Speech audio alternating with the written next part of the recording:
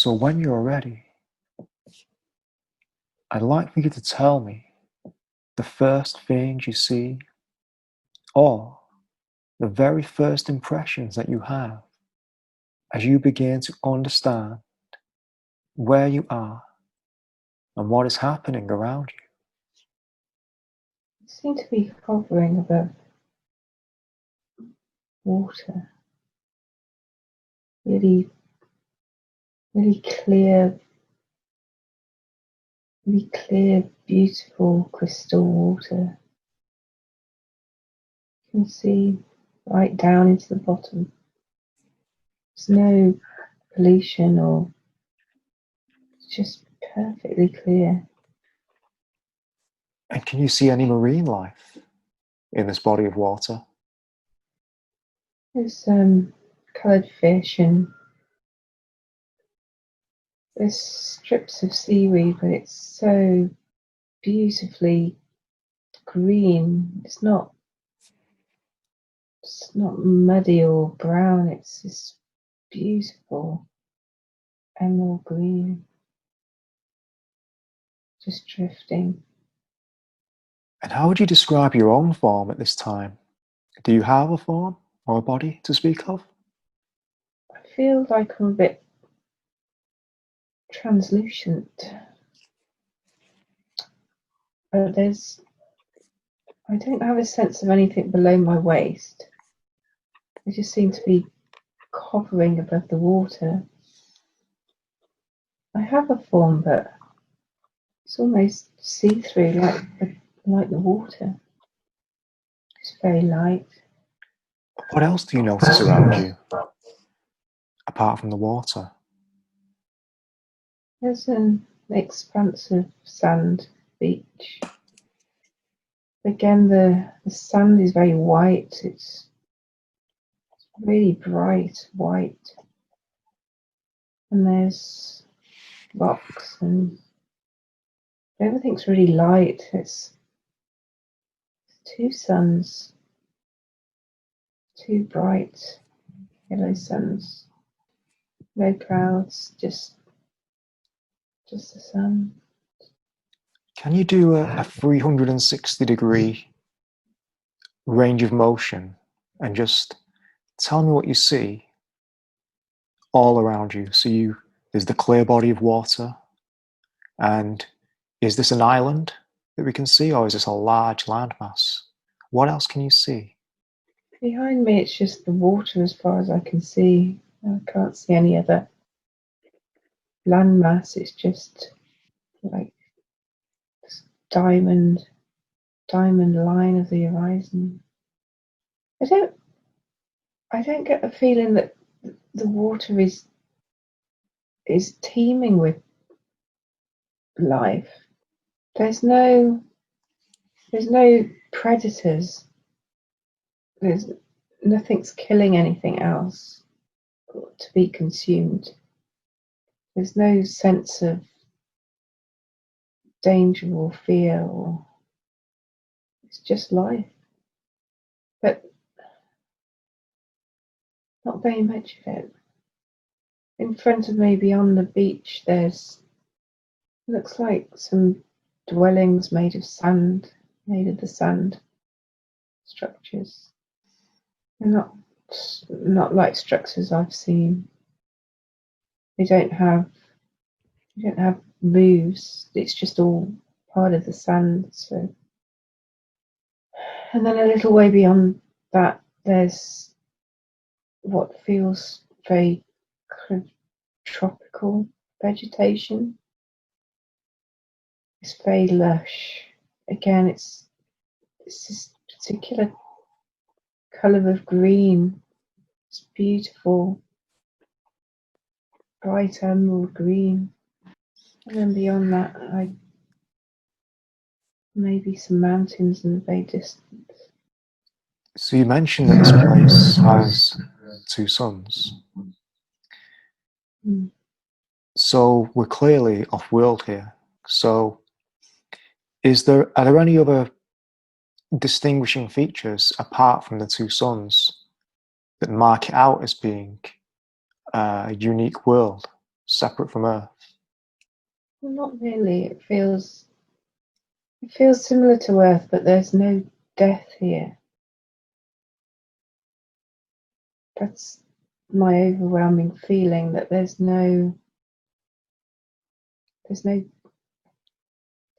nothing is consuming other life. There's no predators. Do you sense any other beings around you? There's a male with me, same kind of translucent light. And do you have a form? Or are you just like an unintelligible form? Are you just like a mass of light, or do you have a sort of coherent form, like a bipedal hominid type form? I have an outline. I have an outline that looks similar to human, but it's almost like I'm made of the water. My skin is the skin of the water. But there's this form. This form only goes down to about my waist and my hips, and then there's nothing. It just kind of disappears. It's like thin air. I just move by wanting to move. I don't need legs to move. I just drift. So you just drift and float wherever you want to go. Yeah. But if I wanted to, if I want to go on the land, then I just envisage having legs. But on the water, I don't need them. So you're a being that can instantly manifest anything they need. Yeah. So how else does that apply to your being? If you can manifest legs at will, what else can you manifest? I can manifest anything. Just have to focus on what you want to create. It's light, just condensing light until it becomes physical form. So you can manifest food sources with relative ease then? I don't need to eat. Don't need. Just get the energy from the light. So you have a self-perpetuating source of power then. You don't even need light from the sun. Feels like I'm getting my light from the sun. Maybe that's why there's no clouds. I don't get the impression that anything goes dark. Nothing dies, nothing goes dark. Let me ask you again about your manifesting abilities, because these really interest me. So you say you don't need to manifest food because you don't require that kind of sustenance. But what about if you were to say want to travel from here to another world? Would it be possible for you to manifest a light ship, like a starcraft or a vessel made out of light, which you could then travel in? Is that something that you could do? We'd use a portal. There's a portal. You just go through the portal. And where are these portals located? There's one near the beach. Beings come in through this portal as well as go. Beings come here for healing. Sometimes they are brought by their guides. These beings need cleaning. We help clean their energy.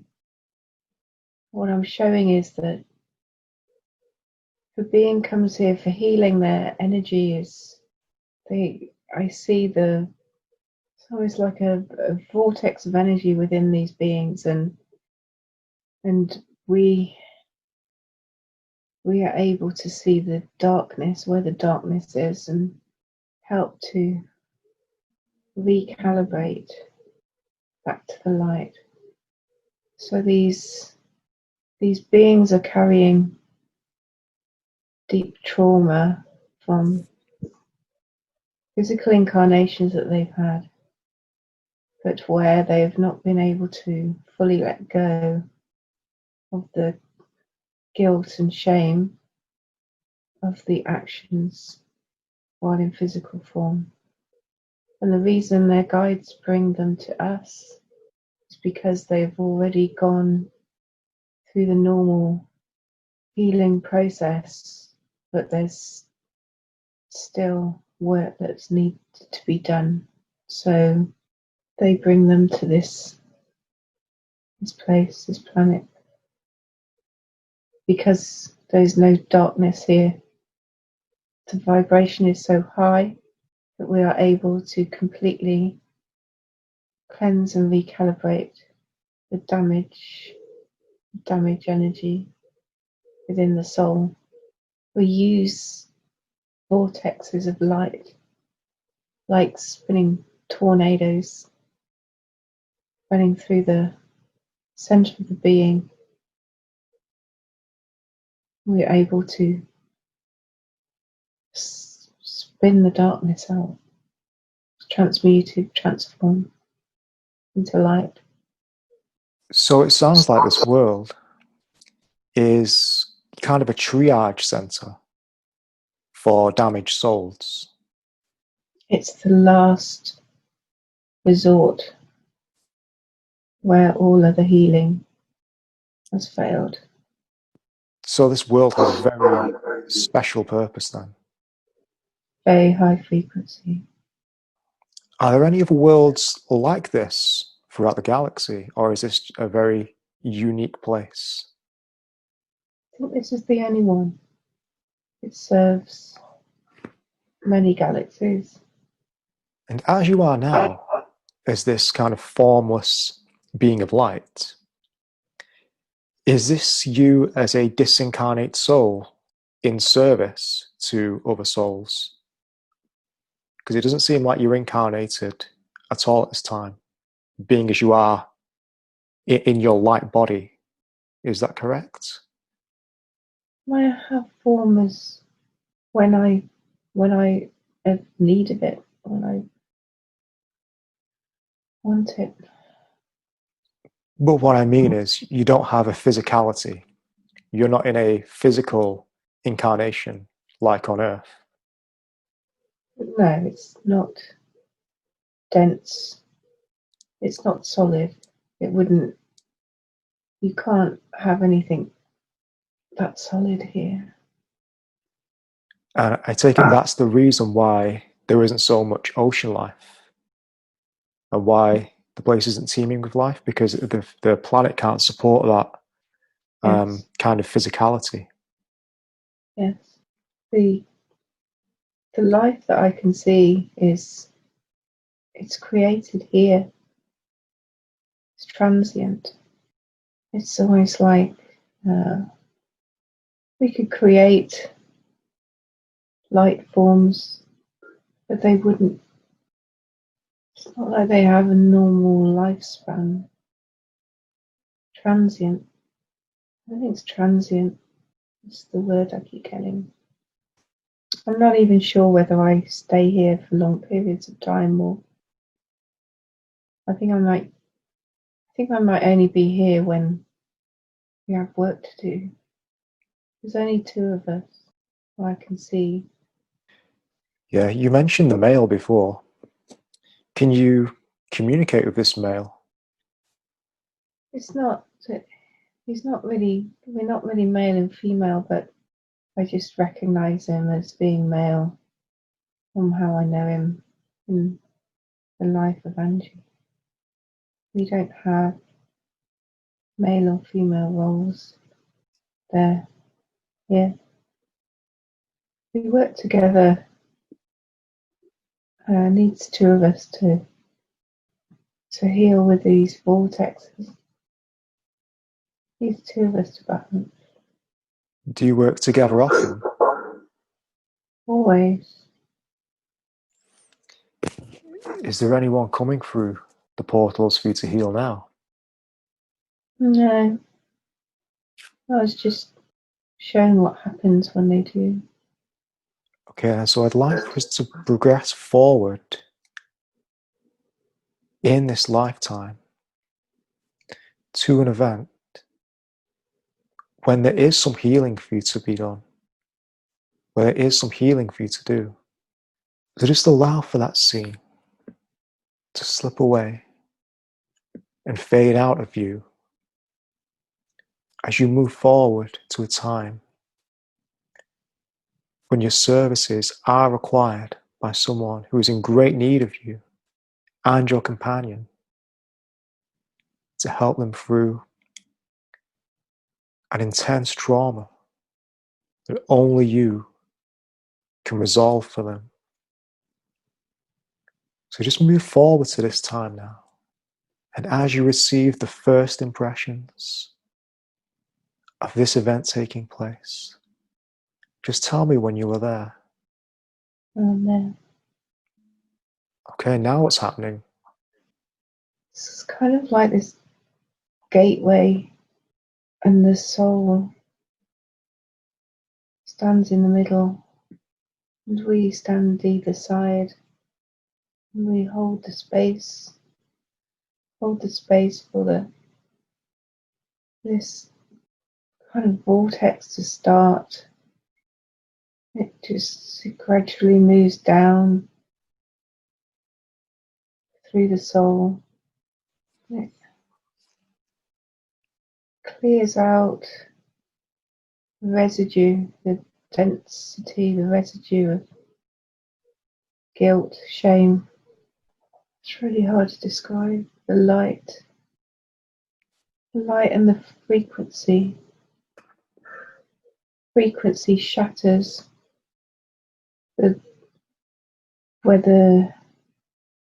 where it's become dense black,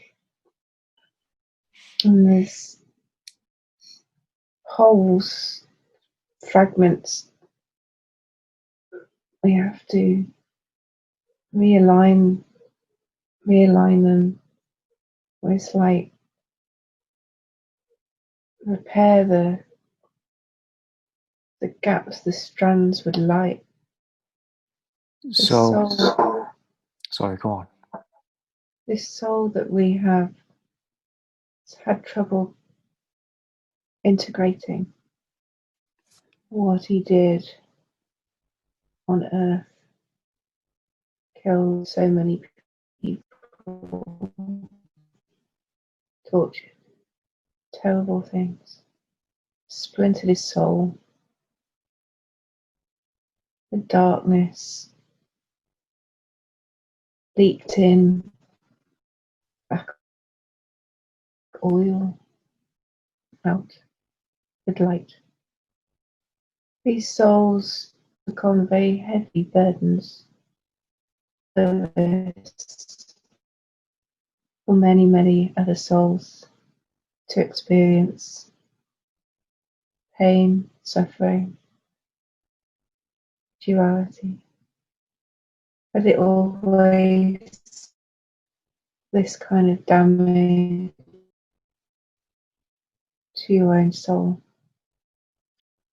If the wounds, the energetic wounds are not completely cleared out, then the poison comes back like a recurring boil or abscess. No good treating the top. Have to get down to the root, clear it, clear the infection, darkness, for the soul to become fully whole again. When you say the sickness will come back, does that mean it will manifest in other lifetimes as other acts of negativity? Possibly. This is more damage to the soul.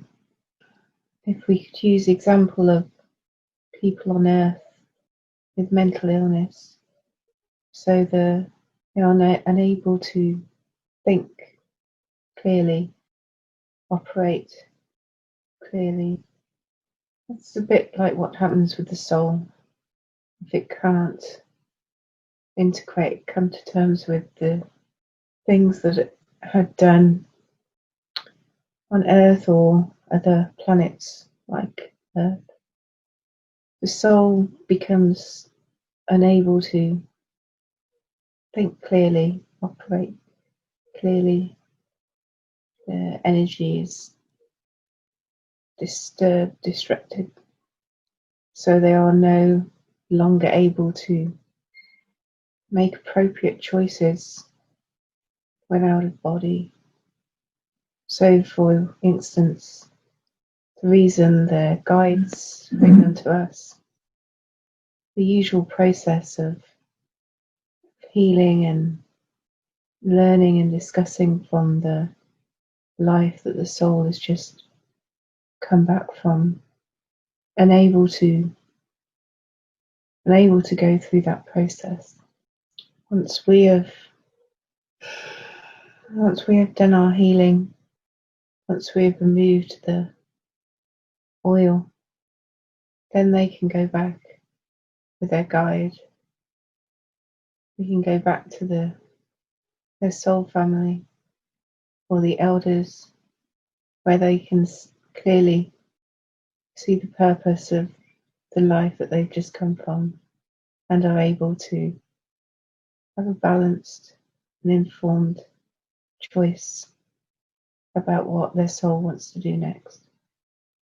They can't do this until we remove the deep darkness that they've plunged into. It is mostly guilt and shame for the suffering they caused in their physical life. And how long do these healings take to complete? Not long. The process is quite quick. It's not, the frequency we work with is so high.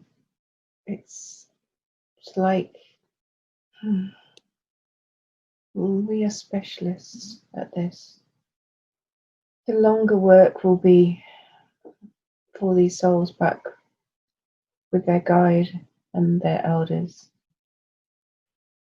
Once we have cleaned them. And have you completed this healing now? So where does this soul go from here? Does he return immediately back to his guides and guardians? Their guide is there, and then they take them back through the portal. Sometimes we recommend that the soul rests, so there is a period of rest and recuperation before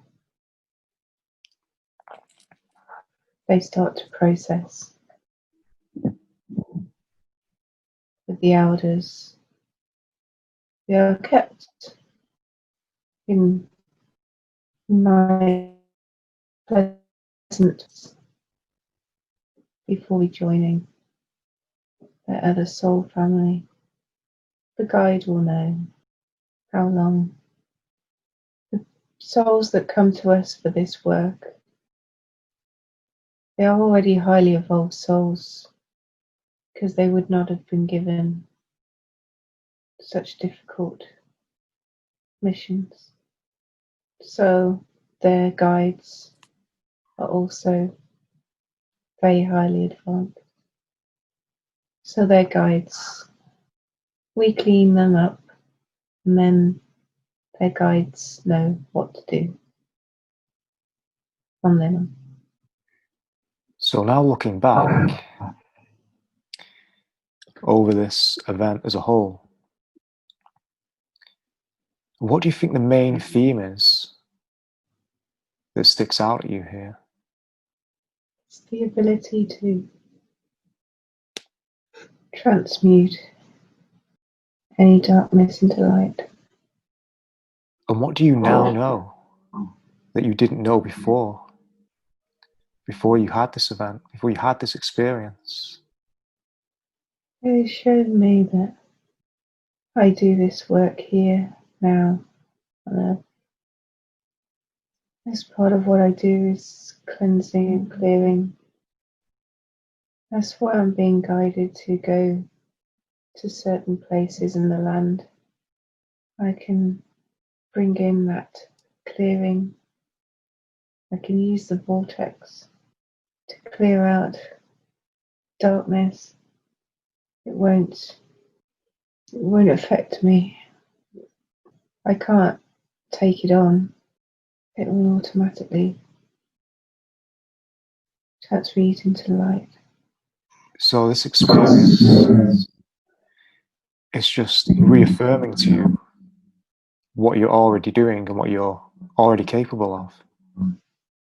It's showing me about space holding. I am a space holder. I'm not supposed to be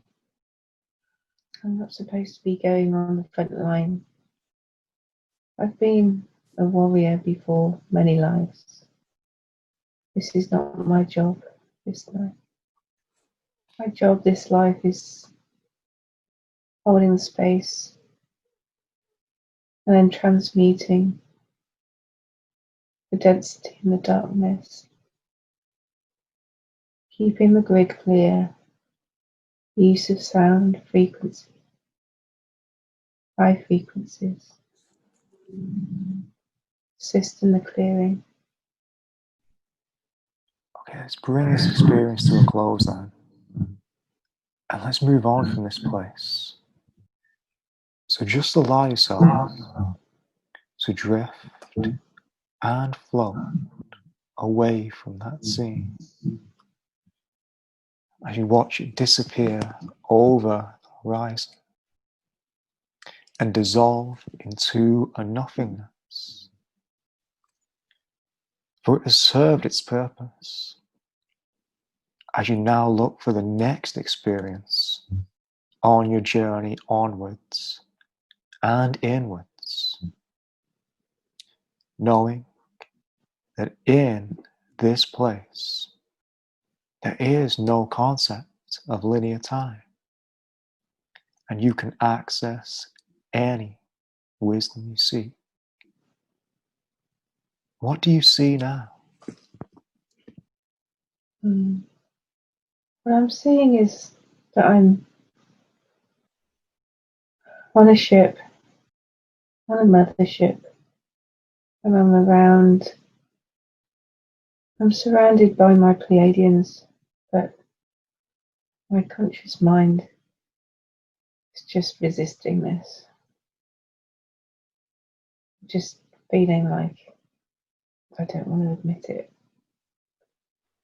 I can feel my ego telling me I'm making it up. But that's what I see. I see 8 other Pleiadians. We are a council of 9.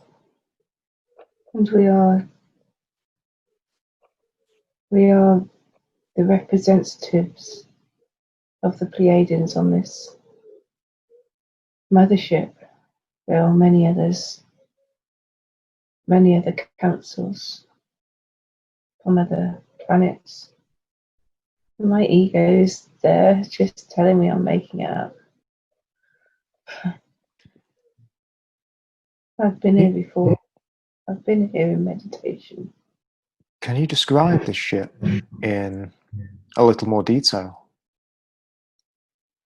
It's absolutely huge. It's just this feeling of vastness. What I can see in front of us, it's like a large round fixture. It's not really a table, but has a flat surface. And on the surface is it's like it's kind of it's like a Google map of Earth, parts of Earth, but it's just everything's represented in energy and energy streams and ribbons, and with different colours. Different colours mean different things. There's different. So it's almost like you can see beings show up, but they show up with their soul lights. So we see their lights. We don't see their forms. We see their frequency and their soul light. So we can see where there are clusters of young souls, advanced souls, the different lights. So I can see a concentration of yellow lights in one area, which means that there are a lot of younger souls in that area. Then you'll see streaks of like brilliant blues or greens. Those are the older souls living in that location. And you can see the energetic ribbons. So as humans would look at a map and see roads, we see ribbons of energy and light, colours. Animals, their souls show up totally different colour, more white, innocent. Anything yellow and above, humans. They're the humans. Oh. And then there's really, really bright, like starlight. Those are the star seeds. Those are the ones on their mission, on the ascension mission. They show up very bright, silver starlights dotted across the planet. Some small clusters, but mostly spread out. They don't cluster in the same way as the younger souls, the yellows. These star seeds, some travel, some are fixed, some are supposed to stay a certain location, constant, anchoring, light frequency. Others move about, connecting, networking. So many in place.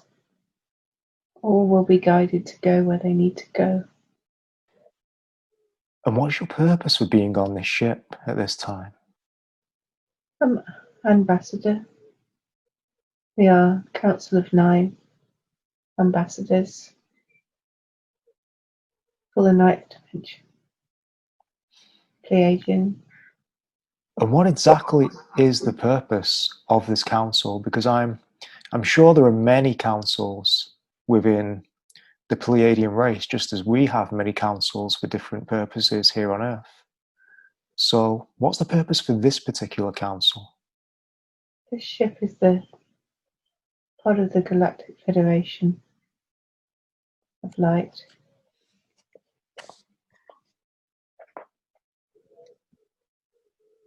We work with heart frequency, tone and sound. That is our speciality. Heart connection, divine feminine. Other councils here, more intellectual, more mind-based. Octavians, very high mind. The heart is divine feminine, the higher mind, divine masculine. The heart and the mind work together. The earth has got so much into trouble because heart and mind become disconnected. Yeah, there is often the understanding that as we become more spiritually advanced, that we want to quieten the mind and maybe disengage with the mind and detach from the mind. And it's solely about becoming heart-based. But that is, in a way, kind of a fallacy. And that the actual goal that we're aiming for here is to achieve more of a synthesis between the heart and the mind. Is that something you can speak on? The heart and the mind are important for balance, but it has to, the higher mind is only accessed through the heart first. The frequency of love, heart, connection has to come first, and then you can go into the higher mind, and the two can then work together in balance. This is why there are so many galactics on this ship. We all need to work together. All bring something to the table. So you mentioned that the Pleiadians bring a heart-based awareness to this kind of conversation that you're having between councils. And the Octorians are more, you talked of them being of a high mind, and I would say maybe philosophical in nature. So what other races are present, and what do they bring to this conversation that you're having? They're being shown the Arcturian. Don't know why. I know that there are others present. Let's focus on this Pleiadian council then. Is it possible to converse with them? Yes. Is it possible for us to ask some questions? Yes. Okay, great. So can they talk to us a little bit about the nature of being an objective observer, of being the observer of yourself? In what way specifically? In a way of remaining in neutrality and not falling into polarity, either one way or the other, whether it be in a very positive way that creates a zealotry of that way of being good, being the only way, or on the opposite end of the spectrum, falling into a negative polarity and the zealotry that brings. So being the observer of yourself in a way of trying to remain neutral and in non-judgment. So what can they offer us about that concept? Do you mean how to do it? Or just anything at all, yeah. How to do it, how not to do it. That is what heart-centered, that is what being heart-centered is. It is being neutral. You observe that there is no right or wrong, good or bad. It is only an exploration of frequencies. Do you wish to experience lower frequencies of fear, anger, jealousy? Or do you wish to experience higher frequencies, joy, love, bliss? It's your choice as a soul to explore the frequency that you wish.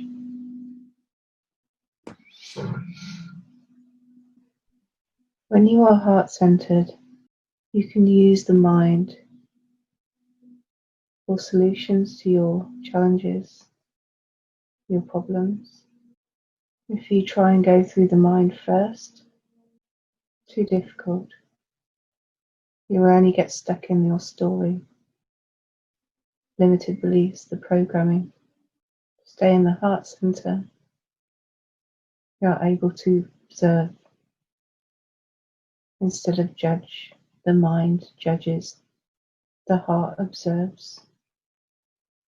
This is why in healing, getting people in touch with the heart first is the quickest way to move through, the quickest way to integrate the soul, heal the wounds, deconstruct the programming. If you try and go through the mind first, you're doing things back to front, the old way, no longer supported. Beings don't have the time to go through that slow linear process. Going through the heart center, it's like taking the high-speed train, trying to heal through the mind first. It's like taking a horse and cart.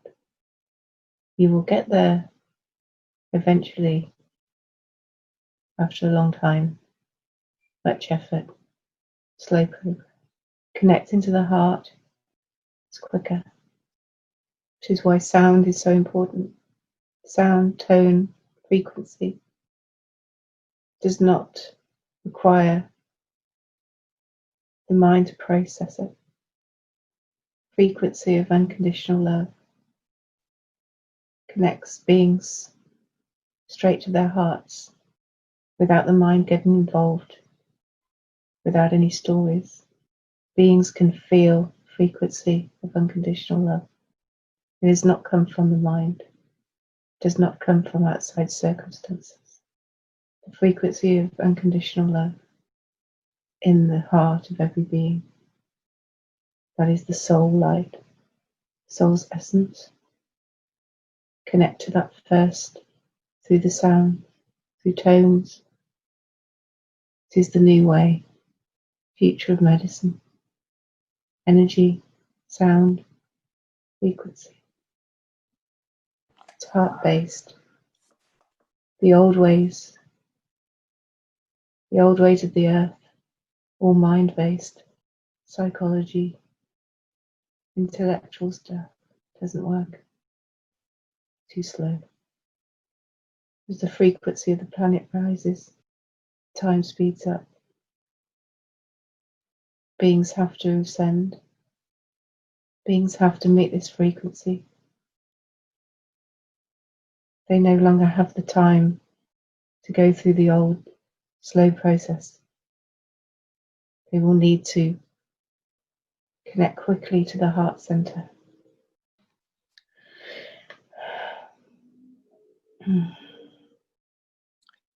Yeah. And what you say makes a lot of sense, complete sense. Bypassing the mind and going straight to the heart and creating a more integrative approach to healing.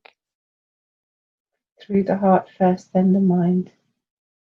Not dismissing the mind, as you would not dismiss the dark from the light. It's about bringing them into balance. So, other than these sound baths and using frequency, because these aren't methods that are open to anyone, really. They're not very accessible at the moment to most people. And most people aren't aware of sound healing at the moment. So until that becomes a more widespread and accessible modality and means of healing, what else can people do to connect with the heart space and create that synergistic connection between the heart and the mind? You're looking at sound as if it only comes from instruments. Sit outside in nature, listen to the birds. That will connect you with your heart center. Listen to the wind in the trees, the water moving, the sound of the ocean. Beings are surrounded by this sound, tone, frequency. We need to disconnect from the electronics, be more in nature. We'll put them in harmonic resonance with their hearts. All cultures have sound, music. All beings know how to use sound, if only they quiet themselves to remember. Angie needs to use the toilet. Okay, go right ahead. And when you return, we'll continue as if nothing has happened. Okay, so just allow yourself to settle back in to that space of awareness, that expanded state of awareness. And so now, let's just bring that previous experience to a close, as we're now going to move on. And when you begin to receive first impressions of where you are, just describe this new place you find yourself in. What do you see now? Can't see anything fixed. I feel like I'm in a. Looks like I'm in one of those. Oh, I can't even describe it. Just feeling like there's loads and loads of images just going like moving round, like the very first films were just, lots of different pictures that kind of just flickered around. It's just like I'm being shown all of these like hundreds and hundreds of lives on Earth, but just going. Maybe that's exactly what you're meant to see. Maybe you're meant to see just how long you've been here, and just how long your journey has been. It is still moving. Just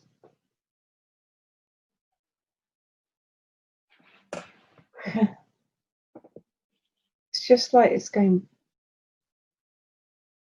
It's just like it's going backwards, unraveling backwards and backwards and backwards and backwards and backwards. It's like I've just seen like Neolithic life just go past.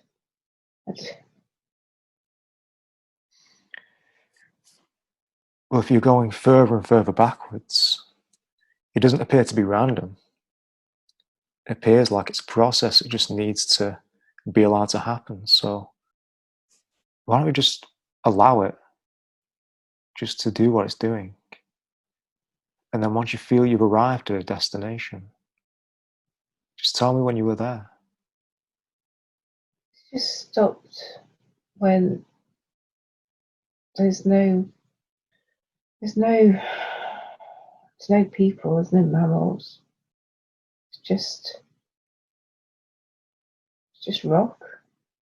It's just rock and water, nothing else. Blank canvas, they say. Earth is a blank canvas. Feeling like I spent quite some time just being in the rock, and then I went to see what the water was like, and I was the water. You were the water. Consciousness is just merging with the water. It was like I wanted to experience the elements. So the rock, water, lava, just feeling the essence of the elements. And why do you think this is important? We were putting our consciousness into the planet, into the elements. This planet was chosen to bring life upon it. We had to first put our consciousness into the element.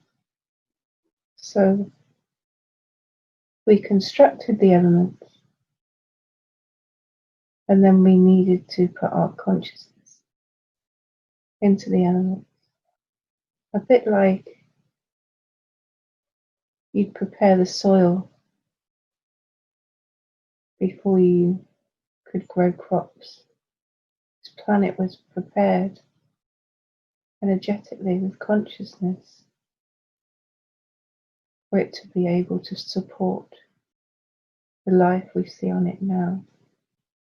So there's the difference between physical matter that is constructed by Source and planets that have consciousness infused into them. It's the only way I can describe it. Yes, like a garden, like a vegetable garden, you would have to prepare one patch of the soil. You'd feed it nutrients so that it had the right properties for you to plant your seeds. Otherwise, there would be no germination. So this is the beginning of the seeding of consciousness on the planet Earth. Is that right? Yes. So this is many billions of years ago. We were sent out to find suitable planets. Pick a planet as you'd pick your vegetable plot. Make sure that it has enough sun, not too wet. These considerations. And then once you've found your planet, then you need to infuse it with the consciousness before you could seed life. So this seeding of consciousness, would this begin in let's say the crystal and mineral communities? Would you imprint consciousness onto the crystals of the planet and begin there and use that as a starting point? Into the rock, the water, fire, all of the basic elements. It's like constructing a car. You have to turn the key, turn the ignition on, putting consciousness into the planet, turning the ignition on. Spark of life. And what does that do exactly? So let me ask. You talk about putting consciousness into the water. So now that the consciousness is in the water, we know that the oceans evaporate and form clouds above the air, and then those clouds, they migrate and they move across land, and then eventually they rain. And when they rain onto the ground, and that rainwater will help trees to grow. So without the consciousness in that water, would it not have been possible for the tree to grow? Is that consciousness the missing ingredient for there to be life? Yes. The electrical charge, if you will. It's like a larger scale of your human body Without the consciousness, the energetic spark of your soul, your body does not function. You could make a body, you could grow a body. Your science is able to do that. Grows flesh, bone, but without the spark of consciousness, it is not truly alive. Okay. So I'd like for us to progress forward a little in this experience to an event that has a great significance relating to your intention for this session here today. So just allow this scene to slip and fade out of view as you move towards the next most relevant event within this experience. And when you receive the first impressions of this time, just tell me when you were there.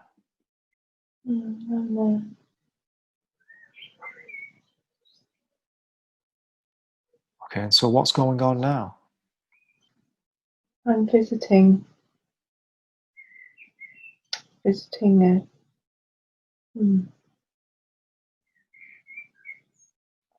they're Native Americans.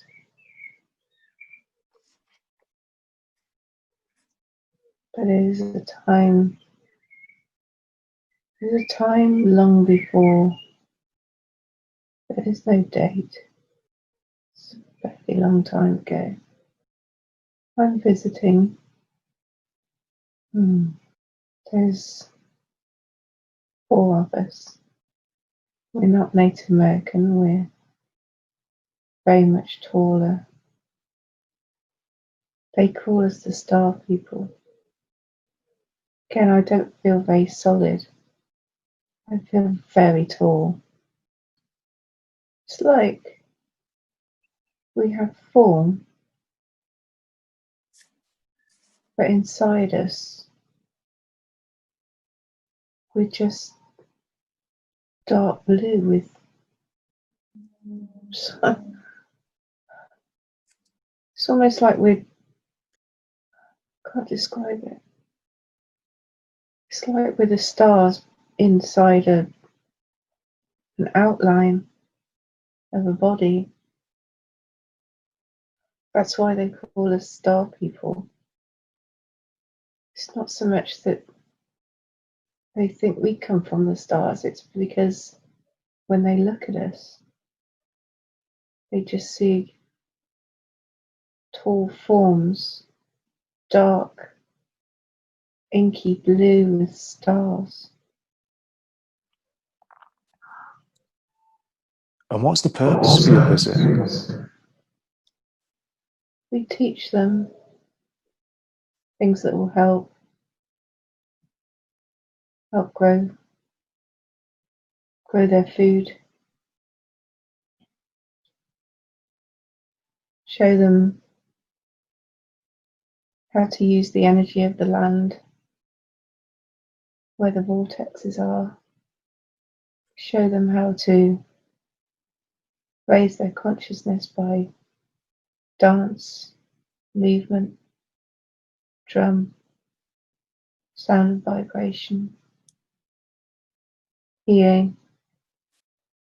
We look at them as our children. Part of us are in them. We created them. We love them dearly. And do you visit any tribe? Or is it just this one particular tribe that you visit? At this time there aren't very many. Maybe this is the first. The land is very unpopulated. Humans haven't spread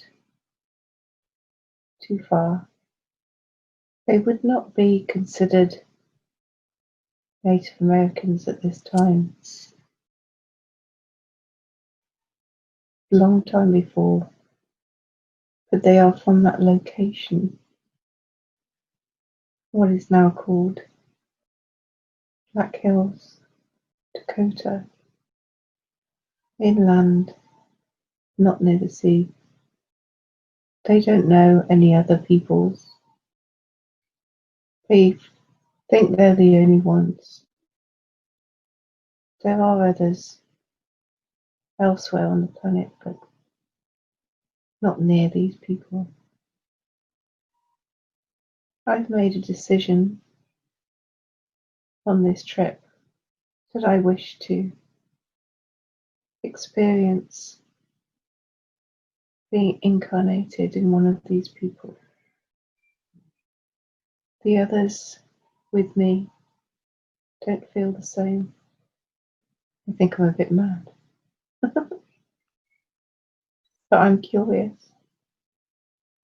I'd like to know what it is, what it would be like to incarnate as human. I feel this is my first decision. This is where I made the decision to become human. I have a great love for them. I wish to experience what it would be like. So, how do you go through this process then? As you're a being of light, a star being, are you able to incarnate immediately? No, I have to go back, ask the council. It has to be approved. But do you not have free will? It is not so much not having free will as there are certain implications, things to be considered. We cannot interfere too much in the process of the humans. There are rules,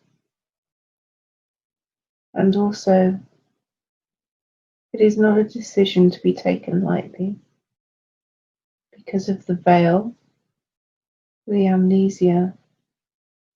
You have to understand fully what you're doing.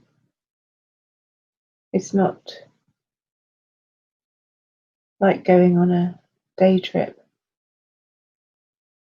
You're committing to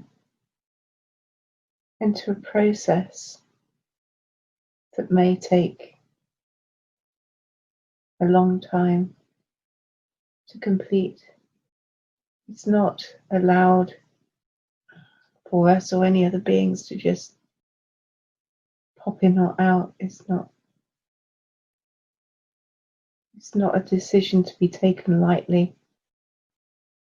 The pitfalls and challenges are very real. You can get stuck. You can get lost. Some beings find the separation from source too difficult. So it is a two-way decision. My elders will counsel me whether it is a good decision or not. And I have to consider all of the implications of starting on the what you might call karmic wheel. It's very different to visit Earth as a non-physical, where you are still aware of your galactic connections, your connection with the source. Very different to become human, to incarnate as human. You will forget all. You will have to find your way back. You're being dropped into the darkness, having to feel your way back out. Many do not wish to even try. They prefer to observe. But I have always been curious. I've always wanted adventures. Is my essence.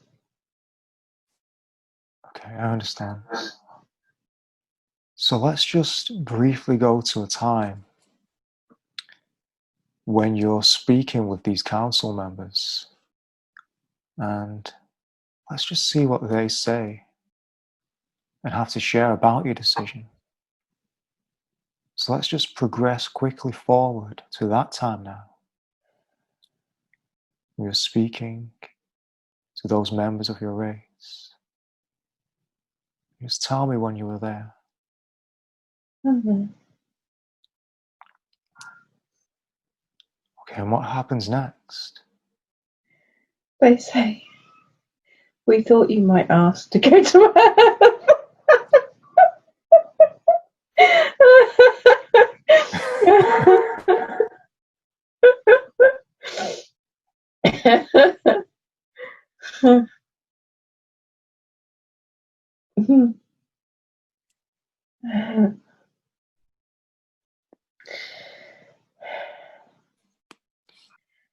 I always get the feeling that I'm having fun poked at me when I'm with the elders.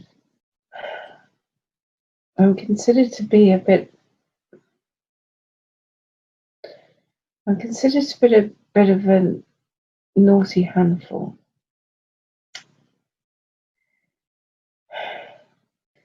They say that if there's a tricky path to follow, I'm going to be the one that wants to follow it. It amuses them greatly. Many of them have no interest themselves in incarnating. Many of them have never been in physical form. So they do find it amusing that I want it so badly. Yeah, I see. So, how did they eventually come to the decision to let you go then? They know I'd do it anyway. And these beings, do they eventually all come and incarnate on Earth with you? No. I'm one of only few, very few, but I'm allowed to go because I will be able to embody so much light by coming to Earth and bringing some of their frequency. It means that they don't have to, which is very pleasing to some. They have no interest in physical incarnation. It's like I can take a fragment of that light and anchor it on Earth. My current incarnation was not karmic, was not necessary. I've completed the karmic wheel already. This life was chosen. It was voluntary. was not part of the karmic cycle that I'd been on. It's kind of like leaving the job and then being called back in to sort something out. But I wanted to come. I relished the opportunity to come and help. Yeah, I understand. So, I think that's a good place to leave this experience.